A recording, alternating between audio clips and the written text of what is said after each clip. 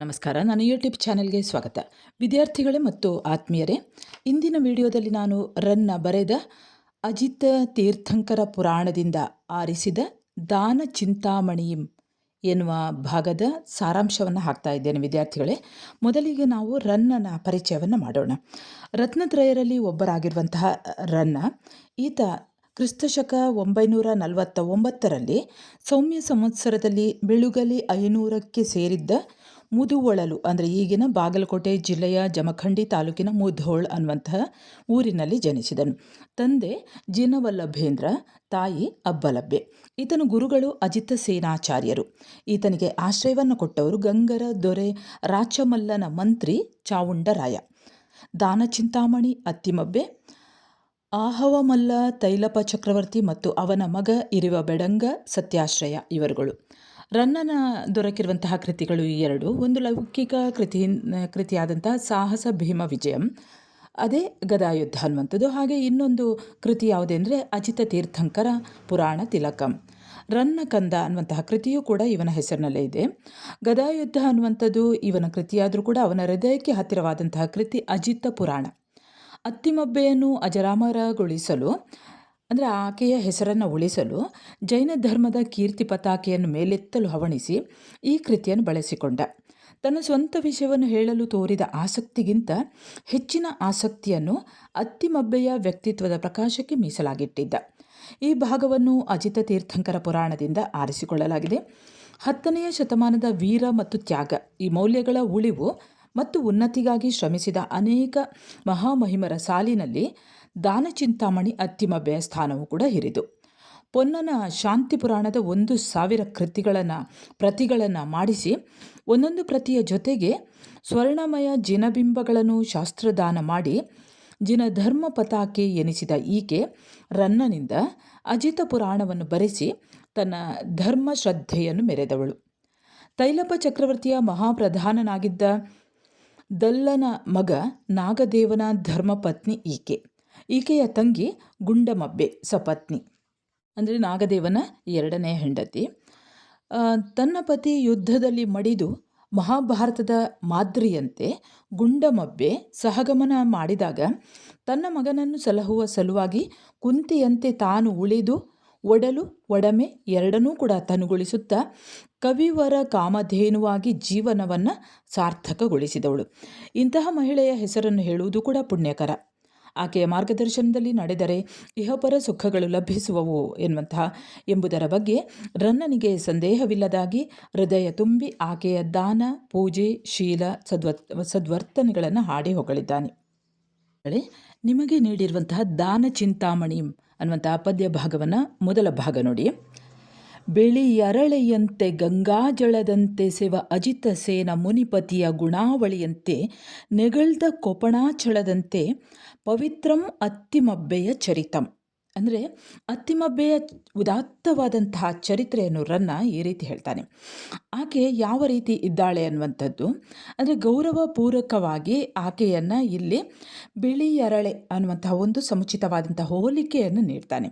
ಅಂದರೆ ಅವಳ ಬಿಳಿ ಅರಳೆ ಅಂದರೆ ಬಿಳಿಯ ಹತ್ತಿಯ ಹಾಗೆ, ಅಂದರೆ ಅವಳ ಶುಭ್ರ ವ್ಯಕ್ತಿತ್ವ ಬಿಳಿಯರಳೆಯ ಹಾಗೆ ಇತ್ತು ಆಕೆಯ ವ್ಯಕ್ತಿತ್ವ. ಹಾಗೆ ಗಂಗಾಚಳದಂತೆ ಅಂದರೆ ಗಂಗಾ ಜಲದಂತೆ, ಗಂಗಾ ಜಲವೂ ಕೂಡ ಪವಿತ್ರವಾದಂತಹ ಒಂದು ತೀರ್ಥ. ಅಂದರೆ ಆ ರೀತಿಯಲ್ಲಿ ಅವಳ ವ್ಯಕ್ತಿತ್ವ ಇತ್ತು. ಅತ್ತಿಮಬ್ಬೆಯ ವ್ಯಕ್ತಿತ್ವ ಬಿಳಿಯರಳೆಯ ಹಾಗೆ ಇತ್ತು, ಗಂಗಾ ಜಲದ ಹಾಗೆ ಇತ್ತು. ಅಂದರೆ ಈ ರೀತಿ ಪಾವನಕರವಾದಂಥ ಅವಳ ವ್ಯಕ್ತಿತ್ವ. ಅಜಿತಸೇನ ಮುನಿ ರನ್ನ ಮತ್ತು ಗಂಗರಾಜನ ಗುರುಗಳಾಗಿದ್ದವರು. ಅವರ ಗುಣಾವಳಿಯಂತೆ ಅಲ್ಲಿ ಹೇಳ್ತಾರೆ ನೋಡಿ, ಮುನಿಪತಿಯ ಗುಣಾವಳಿಯಂತೆ ನೆಗಳ್ದ. ಇಂತಹ ಅಜಿತಸೇನ ಮುನಿ ರನ್ನನ ಮತ್ತು ಗಂಗರಾಜರ ಗುರುಗಳಾಗಿದ್ದವರು. ಅವರ ಗುಣಾವಳಿಯಂತೆ ಎನ್ನುವಂಥದ್ದು ಇಲ್ಲಿ ಅತ್ತಿಮಬ್ಬೆಯ ಧಾರ್ಮಿಕ ಗುಣವನ್ನು ನಾವಿಲ್ಲಿ ನೋಡ್ತೇವೆ. ಕೊಪ್ಪಣ ಅನ್ನುವಂಥ ಕೊಪ್ಪಣಾಚಲ ಅಂತ ಹೇಳ್ತಾರೆ ನೋಡಿ. ಅಲ್ಲಿ ಕೊಪ್ಪಣ ಅಂದರೆ ಜೈನರ ಒಂದು ಧಾರ್ಮಿಕ ಕೇಂದ್ರ. ದಕ್ಷಿಣದಲ್ಲಿ ಶ್ರವಣಬೆಳಗೊಳ ಹೇಗೋ ಹಾಗೆ ಉತ್ತರದಲ್ಲಿ ಕೊಪ್ಪಳ ನಗರ ಅನ್ನುವಂಥದ್ದು. ಇಲ್ಲಿನ ಕೊಪ್ಪಣಾಚಲದಂತೆ ಎನ್ನುವಂತಹ ಮಾತು ಕೂಡ ಶ್ರವಣಬೆಳಗೊಳ ವಿಂಧ್ಯಗಿರಿಯನ್ನು ನೆನಪಿಗೆ ತರುತ್ತಾ ಅತ್ತಿಮಬ್ಬೆಯ ಪವಿತ್ರ ದೈವಿಕ ವ್ಯಕ್ತಿತ್ವವನ್ನು ಕಟ್ಟಿಕೊಡ್ತದೆ. ಹೀಗೆ ಇಡೀ ಇಲ್ಲಿರುವಂತಹ ಈ ದಾನಚಿಂತಾಮಣಿ ಅನ್ನುವಂತಹ ಈ ಕಾವ್ಯ ಭಾಗದಲ್ಲಿ ಮೊದಲಿಗೆ ಹೇಳುವಂಥದ್ದು ಬಿಳಿಯ ಅರಳೆಯಂತೆ ಯಾವ ರೀತಿ ಅತ್ತಿಮಬ್ಬೆಯ ಇತಿಹಾಸ ಇದೆ, ಆಕೆಯ ಜೀವನ ಇದೆ ಅನ್ನುವಂಥದ್ದನ್ನು ನಾವು ಈ ಒಂದು ಪದ್ಯ ಭಾಗದಲ್ಲಿ ಗಮನಿಸಬಹುದು. ಶುದ್ಧವಾದಂತಹ ಚಾರಿತ್ರ್ಯವುಳ್ಳಂತಹ ಅತ್ತಿಮಬ್ಬೆಯು ತನ್ನ ಒಡಲನ್ನು ಉಪವಾಸದಿಂ ತನ್ನ ಒಡಮೆಯನ್ನು ಅನವರತ ದಾನದಿಂ ತವಿಸಿ ಜಸಂಬಡೆದಳ್ ನೂರ್ಮಡಿ ತೈಲನ ಪಡೆವಳ ತೈಲಪನ ಜನನಿಗೆ ಏಣೆ ಪೆರರೊಳ್ ಒಳರೆ. ಅಂದರೆ ಹೀಗೆ ಪರಿಶುದ್ಧವಾದಂತಹ ಒಂದು ಪವಿತ್ರವಾದಂತಹ ಚರಿತ್ರೆ ಉಳ್ಳಂತಹ ಈ ಅತ್ತಿಮಬ್ಬೆ ತನ್ನ ದೇಹವನ್ನು ಉಪವಾಸ ಮಾಡುವುದರ ಮೂಲಕ, ಹಾಗೆ ತನ್ನ ಒಡವೆಯನ್ನು, ತನ್ನ ಆಭರಣಗಳನ್ನು, ತನ್ನ ಸಂಪತ್ತುಗಳನ್ನು ಅನವರತ ದಾನದಿ ನಿರಂತರವಾಗಿ ದಾನವನ್ನು ಮಾಡುವುದರ ಮೂಲಕ ತವಿಸಿ ಆ ಸಂಪತ್ತನ್ನು, ತನ್ನ ಒಡಲನ್ನು ಕರಗಿಸಿ ಜಸಂಬಡೆದಳು, ಯಶಸ್ಸನ್ನು ಪಡೆದಳು, ಕೀರ್ತಿಯನ್ನು ಪಡೆದಳು. ಈ ನೂರ್ಮಡಿ ತೈಲನ ಪಡೆವಳ ತೈಲಪ ಇದನ್ನಲ್ಲ, ಅವನ ಜನನಿಗೆ, ಆತನ ತಾಯಿಗೆ ಎಣ್ಣೆ ಪೆರರೊಳ್ ಒಳರೆ.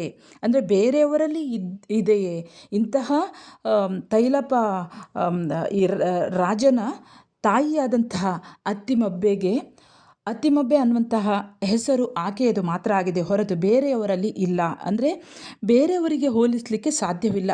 ಅಂದರೆ ಅಂಥ ದಾನ ಚಿಂತಾಮಣಿ ಅನ್ನುವಂಥ ಹೆಸರೇ, ಆ ಚಿಂತಾಮಣಿ ಅನ್ನುವಂತಹ ಹೆಸರೇ. ಚಿಂತಾಮಣಿ ಅಂದರೆ ಬೇಡಿದುದನ್ನು, ಚಿಂತೆ ಮಾಡಿದ್ದನ್ನು, ಏನು ಬೇಕು ಅಂತ ಚಿಂತೆ ಮಾಡಿದ್ದು ದೊರಕುವಂತಹ ಒಂದು ಮಣಿ.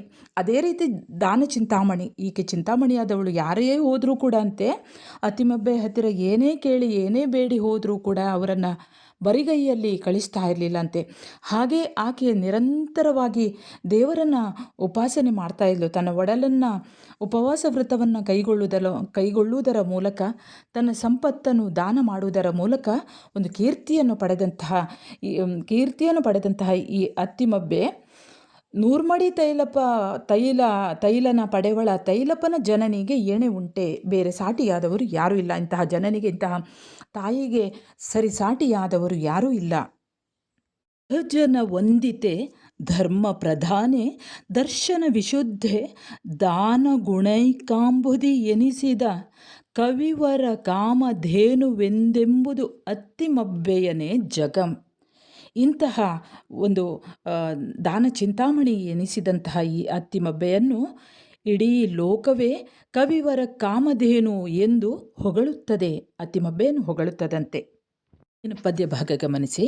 ಜಿನಪದ ಭಕ್ತೆ ಜಗತ್ರಯ ಜನ ವಂದಿತೆ ಚಕ್ರವರ್ತಿ ಪೂಜಿತೆ ಜಿನ ಶಾಸನ ರುಚಿ ಪಡೆವಳ ತೈಲನ ಜನನಿಯೇ ತೀರ್ಥಂಕರ ಜನನಿ ಎನ್ನದರೊಳರೆ.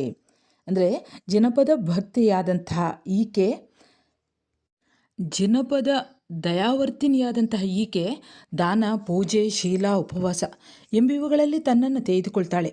ಶ್ರಾವಕ ಧರ್ಮ, ಸಜ್ಜನಿಕೆ, ಶೀಲ ಮತ್ತು ದಾನಗುಣಗಳಿಗೆ ಕ್ರಮವಾಗಿ ಈಕೆ ಬಹಳ ಮೂರೂ ಲೋಕದಲ್ಲಿಯೂ ಕೂಡ ಈಕೆ ಹೆಸರನ್ನು, ಜಗತ್ರಯದವಳು, ಜನವಂದಿತೆ, ಮೂರೂ ಲೋಕದಲ್ಲಿಯೂ ಕೂಡ ವಂದನೆಗೆ ಅರ್ಹಳಾಗಿದ್ದಾಳೆ, ಗೌರವವನ್ನು ತೆಗೆದುಕೊಳ್ಳುವಂಥವಳು. ಭಕ್ತೆಯು ಚಕ್ರವರ್ತಿ ಪೂಜಿತೆಯೂ ಆಗಿರುವಂತಹ ಈ ಅತ್ತಿಮಬ್ಬೆಯನ್ನು ತೀರ್ಥಂಕರ ಜನನಿಯಾಗಿ ಕಾಣುವಂತಹ ದೃಷ್ಟಿ. ಅಂದರೆ ಈ ತಾಯಿಯ ಪರವಾಗಿ ಎಲ್ಲರೂ ಕೂಡ ಗೌರವಿಸುವಂತಹ ಒಂದು ವ್ಯಕ್ತಿತ್ವವನ್ನು ಹೊಂದಿದಂತಹ ಅತ್ತಿಮಬ್ಬೆ ಇವಳನ್ನು ಈ ರೀತಿ ಹೇಳುವಂಥದ್ದು. ಅಂದರೆ ಅಷ್ಟು ಒಳ್ಳೆಯ ಗುಣಗಳು ಆಕೆಯಲ್ಲಿ ಇದ್ದವು. ಧರ್ಮವನ್ನು ಆಕೆ ಪೂಜಿಸ್ತಾ ಇದ್ಲು, ಚಕ್ರವರ್ತಿ ಪೂಜಿತೆಯಾಗಿದ್ದವಳು. ಅಂದರೆ ಶಾಸನದಲ್ಲಿ ಆಕೆ ಆಸಕ್ತಿಯನ್ನು ಉಳ್ಳವಳಾಗಿದ್ದಳು, ಗೌರವವನ್ನು ಉಳ್ಳವಳಾಗಿದ್ದಳು ಅನ್ನುವಂಥದ್ದನ್ನು. ಹಾಗಾಗಿ ಇವಳು ತೈಲನ ಜನನಿಯೇ ತೀರ್ಥಂಕರ ಜನನಿ ಎನ್ನದರೊಳರೆ. ಅಂದರೆ ಈಕೆಯೇ ಹೇಗೆ ತೈಲಪ ರಾಜನ ಜನನಿಯೋ ಅದೇ ರೀತಿ ತೀರ್ಥಂಕರನ ಜನನಿಯೂ ಎನ್ನುವ ರೀತಿಯಲ್ಲಿ, ಆ ರೀತಿಯಲ್ಲಿ ಮುಂದಿನ ಭಾಗದಲ್ಲಿ ಇದೆ ನೋಡಿ. ಮನದೊಳ್ ತಾಳ್ದೊಳಿ ಸತಿ ಜಿನ ಜನನಿ ಗರ್ಭದೊಳು ಅನ್ನುವಂಥದ್ದು. ಅಲ್ಲಿ ಗೊತ್ತಾಗ್ತದೆ ನಿಮಗೆ ಯಾವ ರೀತಿ ಅತ್ತಿಮಬ್ಬೆ ಇದ್ದಳು ಅನ್ನುವಂಥದ್ದನ್ನು ಮುಂದಿನ ಭಾಗದಲ್ಲಿ ನಾವು ನೋಡೋಣ. ಪದ್ಯ ಭಾಗ ಗಮನಿಸಿ. ಮನದೊಳ್ ತಾಳ್ದುವಳೀ ಸತಿ ಜಿನನಂ ಜಿನ ಜನನಿ ಗರ್ಭದೊಳ್ ತಾಳ್ದುವಳ್ ಎಂಬಿನಿತೆ ವಿಕಲ್ಪಂ ತೈಲನ ಜನನಿಗೆ ಜಿನ ಜನನಿಗೇಂ ವಿಕಲ್ಪಂ ಉಂಟೆ.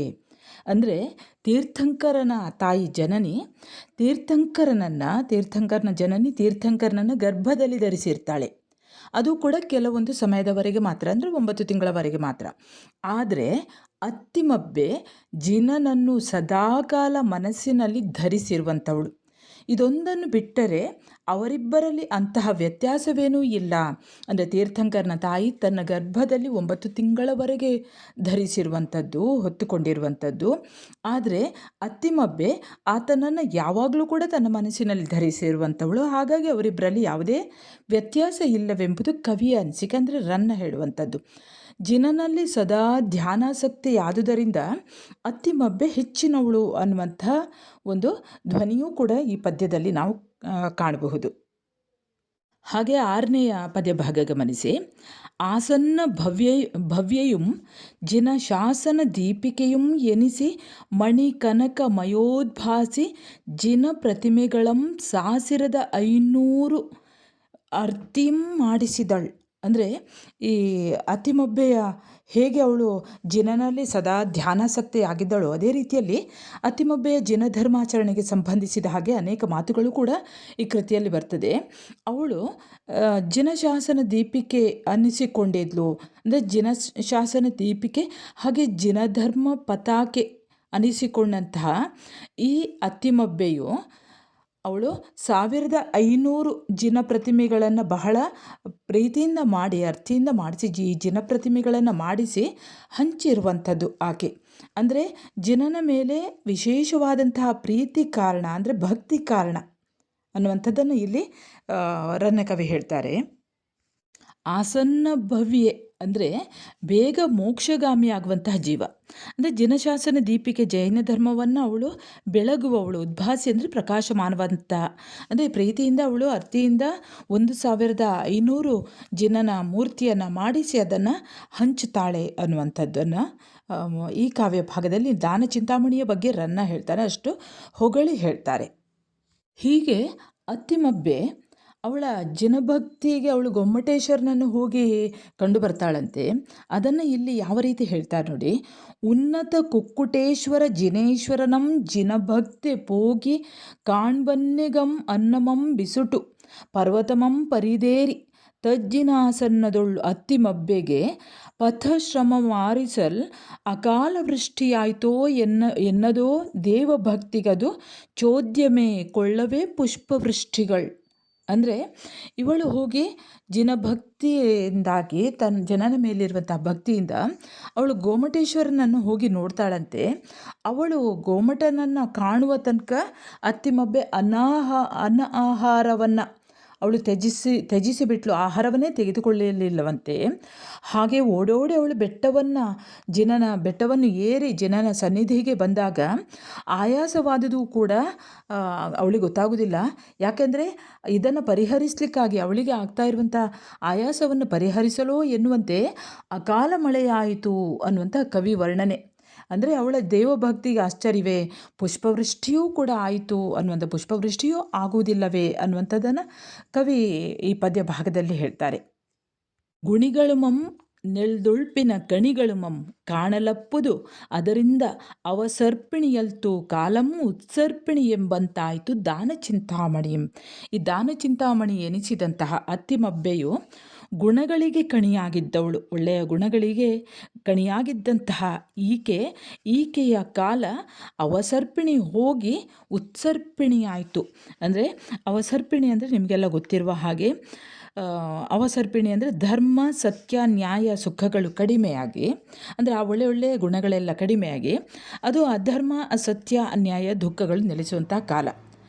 ಯಾವಾಗ ಅತ್ತಿಮಬ್ಬೆ ಬಂದಲೋ ಆಗ ಇವೆಲ್ಲವೂ ಕಡಿಮೆಯಾಗಿ ಉತ್ಸರ್ಪಿಣಿ ಕಾಲ ಬಂತು. ಉತ್ಸರ್ಪಿಣಿ ಅಂದರೆ ಅಧರ್ಮ ಅಸತ್ಯ ಅನ್ಯಾಯಗಳು ಕ್ರಮೇಣ ಕಡಿಮೆ ಆಗ್ತಾ ಅವುಗಳ ಸ್ಥಾನದಲ್ಲಿ ಸತ್ಯ ನ್ಯಾಯ ಧರ್ಮಗಳು ಹೆಚ್ಚುತ್ತಾ ಹೋಗುವಂತಹ ಕಾಲ. ಅಂದರೆ ಇವಳು ಇರುವಂತಹ ಕಾಲ ಉತ್ಸರ್ಪಿಣಿಯಾಯಿತು. ಹಾಗಾಗಿ ಇವಳು ಗುಣಗಳಿಗೆ ಗಣಿಯಾಗಿದ್ದವಳು. ಹೀಗೆಲ್ಲ ಅಗ್ಗಳದ ದಾನಿಯನ್ ಅಗ್ರಣಿ ಮಾಡಿ ದಾನ ಚಿಂತಾಮಣಿಯಂ ನೆಗಳ್ದೆ ಒಡೆದೊಪ್ಪಮೆ ಸಾಲ್ಗುಂ ಅದರ್ಕೆ ಮುನ್ನ ಚಿಂತಾಮಣಿ ಕಾಮಧೇನು ಸುರಭೂರುಹಂ ಎಂಬಿವೇನ್ ಇವನ್ ಏಕೆ ಮಾಡಿದಂ ತಾಮರಸೋದ್ಭವಂ ಜಡಜಂಗೆ ವಿವೇಕಂ ಅದೆಲ್ಲಿ ಬಂದುದೋ. ಈ ಅತ್ತಿಮಬ್ಬೆಯ ದಾನಶೀಲ ಗುಣವನ್ನು ರನ್ನಕವಿಗೆ ಎಷ್ಟು ವರ್ಣಿಸಿದ್ರೂ ದಣಿಯುವುದಿಲ್ಲ. ಕಲ್ಪವೃಕ್ಷ ಕಾಮಧೇನುವಿನ ಒಂದು ಹೋಲಿಕೆಯನ್ನು ತರ್ತಾನೆ ಅವನು. ತೀರ್ಥಂಕರರಲ್ಲಿ ಪುರುದೇವ ಅಜಿತನಾಥರಂತೆ, ಚಕ್ರವರ್ತಿಗಳಲ್ಲಿ ಭರತ ಸಗರರಂತೆ, ದಾನದ ಆದಿಯಲ್ಲಿ ಶ್ರೇಯಾಂಸನೂ ಈ ಕಾಲದಲ್ಲಿ ಅತ್ತಿಮಬ್ಬೆಯೂ ಕೂಡ ಇದ್ದಾರೆ ಅಂತ ಕವಿಯ ಪ್ರಶಂಸೆ. ಇಲ್ಲಿ ರನ್ನಕವಿ ಹೇಳ್ತಾರೆ, ಈ ಮಹಿಗೆಲ್ಲ ಅಗ್ಗಳದ ದಾನಿಯನ್ನು ಅಗ್ರಣಿ ಮಾಡಿ, ಅಂದರೆ ಅತ್ತಿಮಬ್ಬೆಯನ್ನು ಅತಿ ಶ್ರೇಷ್ಠವಾದಂತಹ ಮುಂಚೂಣಿಯಲ್ಲಿ ಇರಿಸಿ, ಮೊದಲ ಸ್ಥಾನದಲ್ಲಿ ಇರಿಸಿ ನೆಗಳ್ದೆ ಒಡೆದ ಕೀರ್ತಿಯನ್ನು ಸಂಪಾದಿಸಿದಂತಹ ಈ ಹೇಗೆ ಅತ್ತಿಮಬ್ಬೆ ಬರುವ ಮೊದಲು ಯಾವುದೆಲ್ಲ ಇತ್ತೋ, ಅಂದರೆ ತಾನು ಮುಂದೆ ಸೃಷ್ಟಿಸಲಿರುವಂತಹ ಅತ್ತಿಮಬ್ಬೆಯನ್ನು ತನ್ನ ಕಡೆಯಿಂದ ದಾನದಿಂದ ಲೋಕದ ಎಲ್ಲರ ಇಚ್ಛೆಯನ್ನು ಪೂರೈಸಲಿಕ್ಕೆ ಇದ್ದಾಳೆ ಅವಳು. ಅವಳನ್ನು ಸೃಷ್ಟಿಸುವ ಮುನ್ನ ದೇವರು ಅದು ಯಾವುದನ್ನು ಚಿಂತಾಮಣಿಯನ್ನು, ಕಾಮಧೇನುವನ್ನು, ಸುರಭೂರುಹವನ್ನು ಯಾಕೆ ಸೃಷ್ಟಿಸಿದ ಅಂತ ಕೇಳ್ತಾರೆ ಇಲ್ಲಿ. ಅಂದರೆ ಕಲ್ಪವೃಕ್ಷವನ್ನು, ಕಾಮಧೇನುವನ್ನು, ಈ ಚಿಂತಾಮಣಿಗಳನ್ನು ಸೃಷ್ಟಿಸುವಂಥ ಅಗತ್ಯ ದೇವರಿಗೆ ಯಾಕೆ ಇತ್ತು ಅಂತ ಕವಿ ಕೇಳುವಂಥದ್ದು. ಅಂದರೆ ದಾನ ಚಿಂತಾಮಣಿ ಎನಿಸಿದಂಥ ಅತ್ತಿಮಬ್ಬೆ ಸಾಕಿತ್ತು. ಭೂಲೋಕದ ಜನ ದೇವಲೋಕದತ್ತ ಮುಖ ಮಾಡಿ ಇವುಗಳನ್ನು ಕೇಳಿ ಪಡೆಯುವಂಥದ್ದು ಅಗತ್ಯವಾದರೂ ಏನು? ಇವೆಲ್ಲ ಅವಳ ಮುಂದೆ ನಕಲುಗಳಲ್ಲವೇ? ಅಂದರೆ ಜನರಿಗೆ ಏನು ಬೇಕೋ ದಾನ ಚಿಂತಾಮಣಿ ಎನಿಸಿದಂತಹ ಅತ್ತಿಮಬ್ಬೆ ಇರುವಾಗ ಅವಳು ಇರುವಾಗ ಬೇರೆ, ಅಂದರೆ ಅವಳನ್ನು ಸೃಷ್ಟಿಸುವ ಮುನ್ನ ದೇವರು ಕಲ್ಪವೃಕ್ಷವನ್ನು ಸೃಷ್ಟಿಸಿದ್ರು, ಕಾಮಧೇನುವನ್ನು ಸೃಷ್ಟಿಸಿದ್ರು, ಚಿಂತಾಮಣಿಯನ್ನು ಸೃಷ್ಟಿಸಿದ್ರು. ಆದರೆ ಅತ್ತಿಮಬ್ಬೆಯನ್ನು ಸೃಷ್ಟಿಸುವಾಗ ಇವೆಲ್ಲ ಯಾಕೆ ಬೇಕಿತ್ತು ಅಂತ. ಅಂದರೆ ದೇವಲೋಕದಲ್ಲಿರುವಂತಹ ಈ ಒಂದು ಏನು ಅನರ್ಘ್ಯವಾದದ್ದನ್ನು ಜನರು ದೇವಲೋಕದ ಕಡೆಗೆ ಮುಖ ಮಾಡಿ ಕೇಳುವಂಥ ಅಗತ್ಯವಾದರೂ ಯಾಕೆ? ಇದೆಲ್ಲ ಅವಳ ಮುಂದೆ ನಕಲುಗಳಲ್ಲವೇ? ಹಾಸ್ಯಾಸ್ಪದವಲ್ಲವೇ? ಈ ಜಡಜಂಗೆ ವಿವೇಕಂ ಅದೆಲ್ಲಿ ಬಂದುದೋ?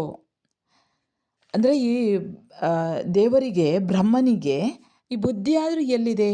ಈ ಜಡನಾದಂತಹ ಬ್ರಹ್ಮನಿಗೆ ಬುದ್ಧಿಯಾದರೂ ಎಲ್ಲಿಂಟು ಅನ್ನುವಂಥದ್ದು. ಅಂದರೆ ಇಲ್ಲಿ ಕವಿ ಅತ್ತಿಮಬ್ಬೆ ಒಬ್ಬಳೇ ಸಾಕಿತ್ತು, ಅವುಗಳೆಲ್ಲ ಯಾಕೆ ಬೇಕಿತ್ತು ಅನ್ನುವಂಥದ್ದು. ಅಂದರೆ ಈ ರೀತಿಯಾಗಿ ಅವಳನ್ನು ಅತ್ತಿಮಬ್ಬೆಯನ್ನು ವರ್ಣಿಸ್ತಾನೆ. ಮುಂದೆ ಅದಕ್ಕೆ ಪೂರಕವಾಗಿ ಹೇಳ್ತಾರೆ ನೋಡಿ, ಫಳಲತಿಕೆ ಕಲ್ಪಲತಿಕೆಯನ್ನು ಇಳಿಸಿ ಸವಸ್ಸಮ ಅಮರೇಂದ್ರ ಧೇನುವ ಗುಣಮಂ ತಳೆದು ಇಳೆಯೊಳ್ ನೆಗಳ್ದುದು ಪಡೆವಳ ತೈಲನ ಜನನಿ ಅತ್ತಿಮಬ್ಬೆಯಂ ದಾನಂ. ಅಂದರೆ ಅತ್ತಿಮಬ್ಬೆಯ ಈ ದಾನ ಗುಣ, ದಾನಶೀಲತೆಯನ್ನು ಫಳಲತಿಕೆಯಾದಂತಹ ಕಲ್ಪಲತಿಕೆ ಇರ್ಬೋದು, ಅದೇ ಈ ಚಿಂತಾಮಣಿಗಳು ಇರ್ಬೋದು, ಇವುಗಳನ್ನೆಲ್ಲವೂ ಕೂಡ ಸೃಷ್ಟಿಸುವ ಬದಲಿಗೆ ಅಂದರೆ ಅದಕ್ಕೆ ಸಮಾನವಾಗಿ ಇರುವವಳು ತೈಲನ ಜನನಿ ಅತ್ತಿಮಬ್ಬೆಯ ದಾನಗುಣ.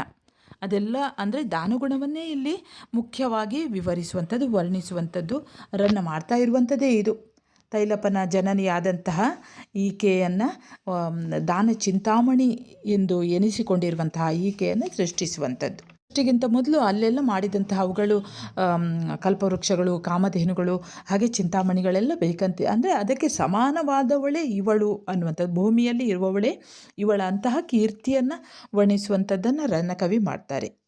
ಹೀಗೆಲ್ಲ ಅಗ್ಗಳದ ದಾನಿಯನ್ ಅಗ್ರಣಿ ಮಾಡಿ ದಾನ ಚಿಂತಾಮಣಿಯಂ ನೆಗಳ್ದೆ ಒಡೆದೊಪ್ಪಮೆ ಸಾಲ್ಗುಂ ಅದರ್ಕೆ ಮುನ್ನ ಚಿಂತಾಮಣಿ ಕಾಮಧೇನು ಸುರಭೂರುಹಂ ಎಂಬಿವೇನ್ ಇವನ್ ಏಕೆ ಮಾಡಿದಂ ತಾಮರಸೋದ್ಭವಂ ಜಡಜಂಗೆ ವಿವೇಕಂ ಅದೆಲ್ಲಿ ಬಂದುದೋ. ಈ ಅತ್ತಿಮಬ್ಬೆಯ ದಾನಶೀಲ ಗುಣವನ್ನು ರನ್ನಕವಿಗೆ ಎಷ್ಟು ವರ್ಣಿಸಿದ್ರೂ ದಣಿಯುವುದಿಲ್ಲ. ಕಲ್ಪವೃಕ್ಷ ಕಾಮಧೇನುವಿನ ಒಂದು ಹೋಲಿಕೆಯನ್ನು ತರ್ತಾನೆ ಅವನು.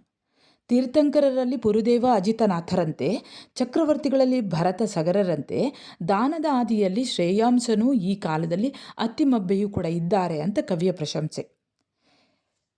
ಇಲ್ಲಿ ರನ್ನಕವಿ ಹೇಳ್ತಾರೆ, ಈ ಮಹಿಗೆಲ್ಲ ಅಗ್ಗಳದ ದಾನಿಯನ್ನು ಅಗ್ರಣಿ ಮಾಡಿ, ಅಂದರೆ ಅತ್ತಿಮಬ್ಬೆಯನ್ನು ಅತಿ ಶ್ರೇಷ್ಠವಾದಂತಹ ಮುಂಚೂಣಿಯಲ್ಲಿರಿಸಿ ಮೊದಲ ಸ್ಥಾನದಲ್ಲಿ ಇರಿಸಿ ನೆಗಳ್ದೆ ಒಡೆದ ಕೀರ್ತಿಯನ್ನು ಸಂಪಾದಿಸಿದಂತಹ ಈ ಹೇಗೆ ಅತ್ತಿಮಬ್ಬೆ ಬರುವ ಮೊದಲು ಯಾವುದೆಲ್ಲ ಇತ್ತೋ ಅಂದರೆ ತಾನು ಮುಂದೆ ಸೃಷ್ಟಿಸಲಿರುವಂತಹ ಅತ್ತಿಮಬ್ಬೆಯನ್ನು ತನ್ನ ಕಡೆಯಿಂದ ದಾನದಿಂದ ಲೋಕದ ಎಲ್ಲರ ಇಚ್ಛೆಯನ್ನು ಪೂರೈಸಲಿಕ್ಕೆ ಇದ್ದಾಳೆ ಅವಳನ್ನು ಸೃಷ್ಟಿಸುವ ಮುನ್ನ ದೇವರು ಅದು ಯಾವುದನ್ನು ಚಿಂತಾಮಣಿಯನ್ನು, ಕಾಮಧೇನುವನ್ನು, ಸುರಭೂರುಹವನ್ನು ಯಾಕೆ ಸೃಷ್ಟಿಸಿದ ಅಂತ ಕೇಳ್ತಾರೆ ಇಲ್ಲಿ.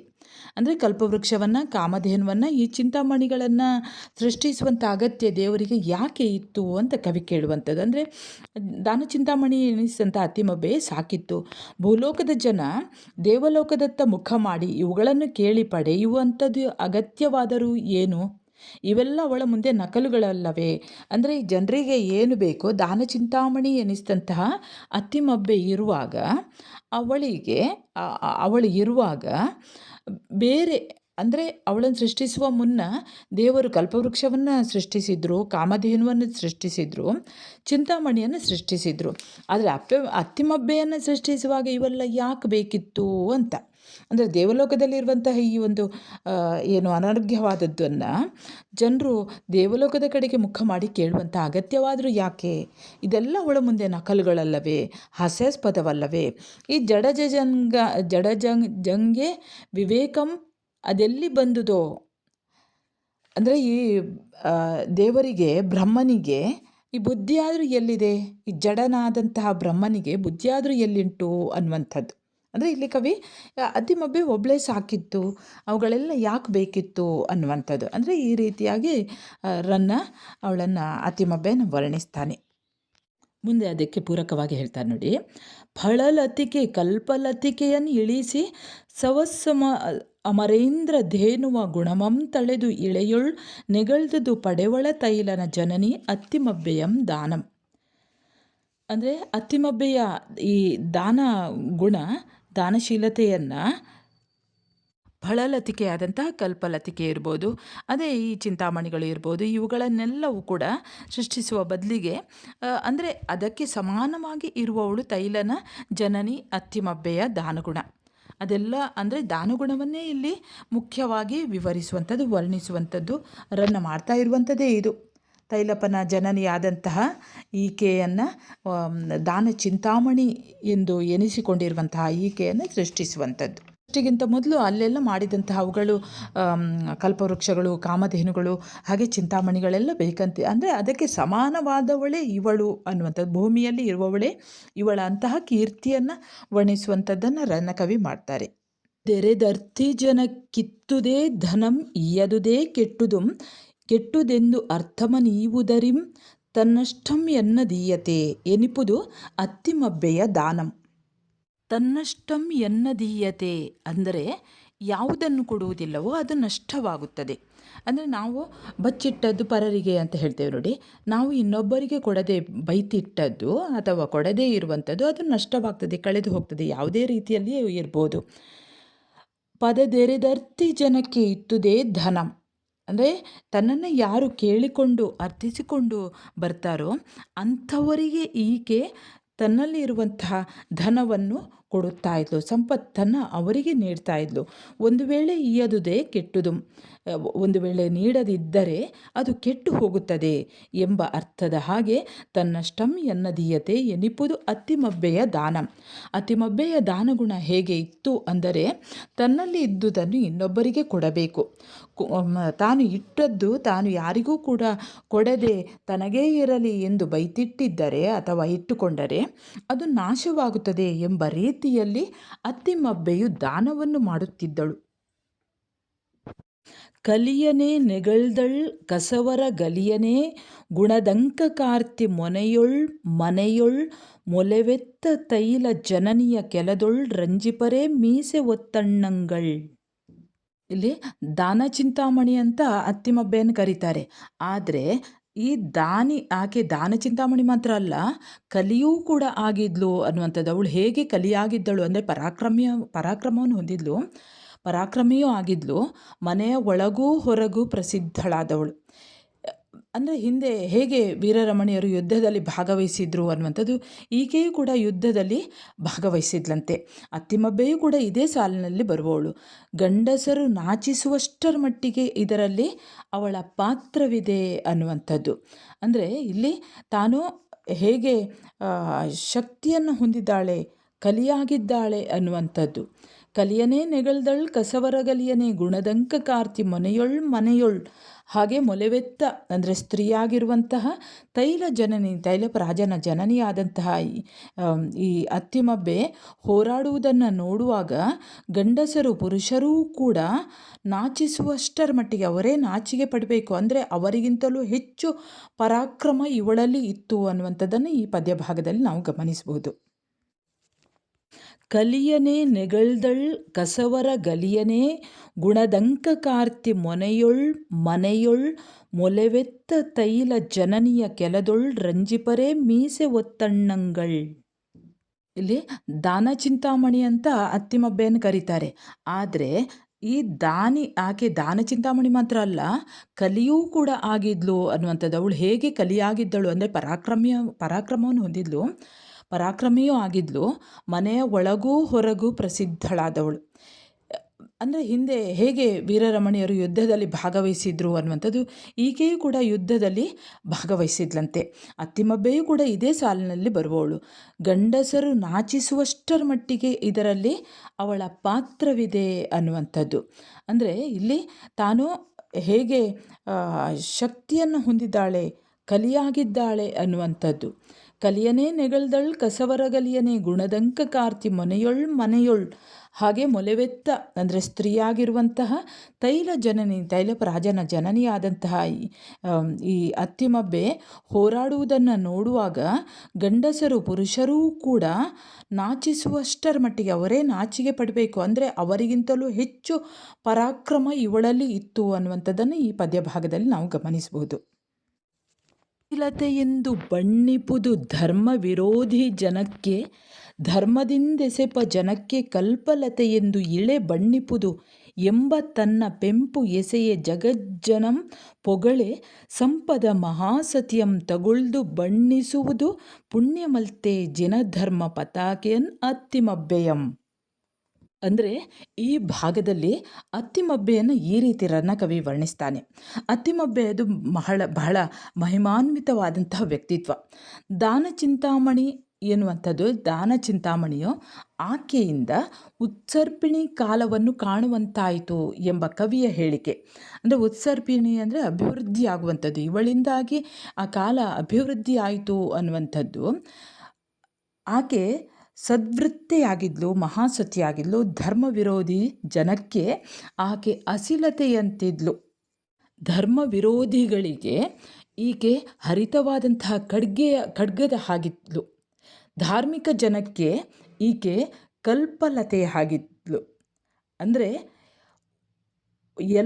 ಯಾವ ರೀತಿ ಆಕೆಯ ಗುಣ ಯಾವ ರೀತಿ ಅಂದರೆ, ಆಕೆ ಶೀಲವಂತೆಯೂ ಗುಣವಂತೆಯೂ ಆಗಿರುವಂತಹ ಅತ್ತಿಮಬ್ಬೆಯ ಹೆಸರನ್ನು ಕೇಳಿದರೆ, ಅಂದರೆ ಯಾವ ರೀತಿ ಇವಳು ಇಡೀ ಜಗತ್ತೇ ಅವಳನ್ನು ಹೋಲುವಂತಹ ರೀತಿಯಲ್ಲಿ ಪೊಗಳೆ ಸಂಪದ ಮಹಾಸತಿಯಂ ತಗೊಳ್ದು ಬಣ್ಣಿಸುವುದು. ಹೇಗೆ ಕಲಿಯನೇ ನೆಗಳ್ದಳ್ ಕಸವರ ಗಲಿಯನೇ ಗುಣದಂಕಗಾರ್ತಿ. ಅಂದರೆ ತನ್ನಲ್ಲಿರುವಂತಹ ಚಿನ್ನ ಸಂಪತ್ತನ್ನು ಯಾರು ಸಾರ್ಥಕವಾದಂತಹ ರೀತಿಯಲ್ಲಿ ಮಾಡುವುದಿಲ್ಲವೋ ಅವರ ಹೆಸರು ಉಳಿಯುವುದಿಲ್ಲ. ಆದರೆ ಇಲ್ಲಿ ಅತ್ತಿಮಬ್ಬೆ ತನ್ನಲ್ಲಿರುವಂಥ ಚಿನ್ನ ಸಂಪತ್ತು ಎಲ್ಲವನ್ನೂ ಕೂಡ ಸಾರ್ಥಕವಾದಂತಹ ರೀತಿಯಲ್ಲಿ ಕೊಡುವುದರಲ್ಲಿ ಆಕೆ ಶೂರಳಾಗಿದ್ಲು. ಅದೇ ರೀತಿ ಆಕೆ ಯುದ್ಧದಲ್ಲಿಯೂ ಕೂಡ ಸಾರ್ಥಕ್ಯವನ್ನು ಹೊಂದಿದ್ಲು. ಯುದ್ಧದಲ್ಲಿಯೂ ಕೂಡ ಅಂಥದ್ದೇ ಒಂದು ವೀರತ್ವವನ್ನು ಮಾಡಿದ್ಲು, ಶೌರ್ಯವನ್ನು ತೋರಿಸಿದ್ಲು. ಅದೇ ಅಲ್ಲಿ ಹೇಳ್ತಾರೆ ನೋಡಿ, ಯಾವುದು ಜನನಿಯ ಕೆಲದೊಳ್ ರಂಜಿಪರೆ ಮೀಸೆ ಒತ್ತಣ್ಣಂಗಳ್ ಅನ್ನುವಂಥದ್ದು. ಹೇಗೆ ಮೀಸೆಯನ್ನು ಹೊತ್ತ ಮಾತ್ರಕ್ಕೆ ಎಲ್ಲರೂ ಕೂಡ ಶೂರರಾಗಿರುವುದಿಲ್ಲ ಅನ್ನುವಂಥದ್ದು. ಅಂದರೆ ಅವರು ಹಣ ಇದ್ದರೂ ಕೂಡ, ತುಂಬ ಸಂಪತ್ತಿದ್ರೂ ಕೂಡ ಅವರು ದಾನಿಗಳಾಗುವುದಿಲ್ಲ. ಇವಳಲ್ಲಿ ಸಂಪತ್ತೂ ಇತ್ತು, ಶೌರ್ಯವೂ ಇತ್ತು. ದಾನಿಯೂ ಆಗಿದ್ಲು, ಕಸವರಗಲಿಯೂ ಆಗಿದ್ಲು, ಕಲಿಯೂ ಆಗಿದ್ಲು. ಶೂರಳೂ ಆಗಿದ್ಲು, ಕಸವರಗಲಿಯೂ ಆಗಿದ್ಲು. ಅದೇ ರೀತಿ ಇವಳ ಈ ಹೇಗೆ ಧರ್ಮ ವಿರೋಧಿ ಜನಕ್ಕೆ ಅವಳು ವಿರೋಧಿ, ಯಾರು ತನ್ನನ್ನು ಧರ್ಮವನ್ನು ವಿರೋಧ ಮಾಡ್ತಾರೋ ಅವರ ಹುಟ್ಟನ್ನು ಅಡಗಿಸಿ ಬಿಡ್ತಾ ಇದ್ಲು. ಹಾಗೆ ಧರ್ಮದಿಂದ ಎಸೆಯುವಂತಹ ಧರ್ಮವನ್ನು ಯಾರು ಪಾಲನೆ ಮಾಡ್ತಾರೋ ಅಂಥವರಿಗೆ ಕಲ್ಪವೃಕ್ಷದ ರೀತಿಯಲ್ಲಿ ಇದ್ಲು ಅನ್ನುವ ರೀತಿಯಲ್ಲಿ ಇಡೀ ಜಗತ್ತೇ ಆಕೆಯನ್ನು ಹೊಗಳುತ್ತಾ ಇತ್ತು. ಇಂತಹ ಸತಿಯಾದಂತಹ ಈ ಅತ್ತಿಮಬ್ಬೆಗೆ ಸಮಾನರಾದವರು ಯಾರೂ ಇಲ್ಲ. ಇಂತಹ ಶೀಲವಂತೆಯೂ ಗುಣವಂತೆಯೂ ಆದಂತಹ ಅತ್ತಿಮಬ್ಬೆಯ ಹೆಸರನ್ನು ಕೇಳಿದ್ರಂತೆ ಯಾವುದೇ ಬಾಲೆಯರಿಗೆ, ಯಾವುದೇ ಹೆಣ್ಣು ಮಕ್ಕಳಿಗೆ ಕಳಂಕ ಕೂಡ ಅಂಟುವುದಿಲ್ಲ ಅನ್ನುವಂಥದ್ದು ಕವಿಯ ಅಭಿಪ್ರಾಯ. ಹೀಗೆ ಇಂತಹ ಹೆಸರನ್ನು ಹೊಂದಿದಂತಹ ಮಹಾಸತಿಯನ್ನು ತಗುಳ್ದು ಬಣ್ಣಿಸುವುದು ಪುಣ್ಯವಲ್ಲವೇ ಅನ್ನುವಂಥದ್ದು. ಈ ರೀತಿ ನಾವು ಆಕೆಯನ್ನು ವರ್ಣಿಸುವುದು ಪುಣ್ಯದ ಕಾರ್ಯ ಅಂತ ರನ್ನಕವಿ ಹೇಳ್ತಾರೆ. ವಿದ್ಯಾರ್ಥಿಗಳೇ, ಇಲ್ಲಿಗೆ ರನ್ನಕವಿ ಬರೆದಂತಹ ದಾನ ಚಿಂತಾಮಣಿ ಅನ್ನುವಂತಹ ಕಾವ್ಯ ಭಾಗದ ಸಾರಾಂಶ ಮುಕ್ತಾಯವಾಗ್ತದೆ. ವಿದ್ಯಾರ್ಥಿಗಳೇ, ನೀವು ನನ್ನ ಚಾನೆಲ್ಗೆ ಹೊಸಬರಾಗಿದ್ದಲ್ಲಿ ಮೊದಲು ಸಬ್ಸ್ಕ್ರೈಬ್ ಮಾಡುವುದನ್ನು ಮರೆಯದಿರಿ. ಒಂದು ಕಮೆಂಟ್ ಮಾಡಿ, ಹಾಗೆ ಒಂದು ಲೈಕ್ ಕೊಡಿ ಮತ್ತು ನಿಮ್ಮ ಫ್ರೆಂಡ್ಸಿಗೂ ಕೂಡ ಶೇರ್ ಮಾಡಿ. ಮುಂದೆ ಹೊಸ ಪಾಠದೊಂದಿಗೆ ಮತ್ತೆ ಬರುತ್ತೇನೆ. ಅಲ್ಲಿಯವರೆಗೆ ನಮಸ್ಕಾರ.